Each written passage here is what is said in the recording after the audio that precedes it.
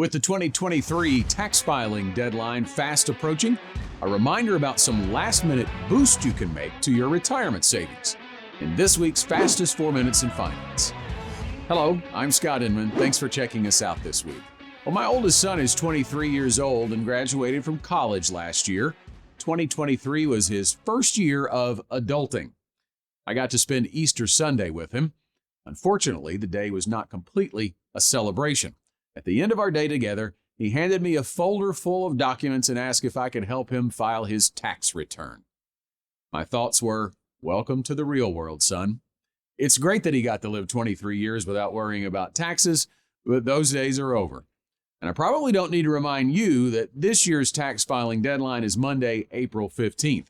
If you haven't filed your return yet, we want to remind you today that it's not too late to make some last-minute moves that will boost your retirement savings. If you had earned income in 2023, you're eligible to contribute to a traditional IRA. If you do not work, but have a spouse who does, and you file a joint tax return, you are eligible to contribute to your own IRA.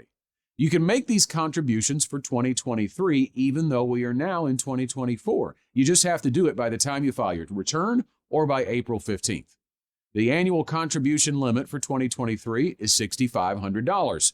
Now, if you're age 50 or older, there is also a catch-up contribution of $1,000. So, for instance, a married couple in which both spouses are both 50 or older can pack $15,000 into their retirement savings as long as one spouse worked and that spouse made at least $15,000 in 2023. Now, besides the obvious benefit of improving your retirement, there is a potential tax advantage to making those contributions. If you are covered by a retirement plan through your employer and made $116,000 or less as a couple, you can deduct your contribution from your taxes. If you made $136,000 or less, you can deduct part of your contribution.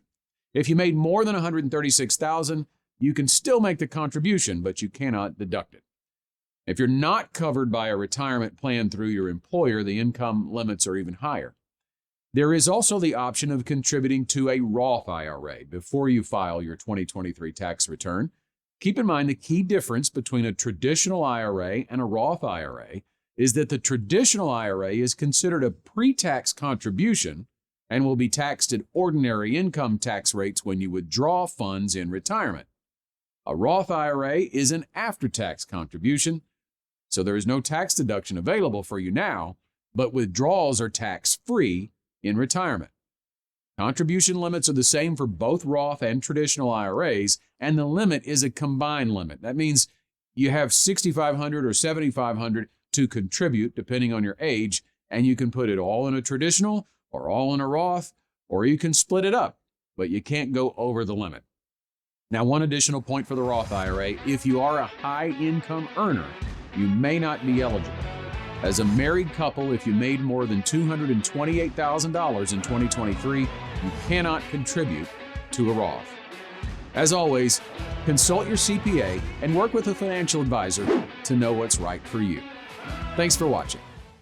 Want to become smarter financially in 4 minutes or less? Sign up at fastest4.com to get insights and updates like this delivered to your inbox weekly.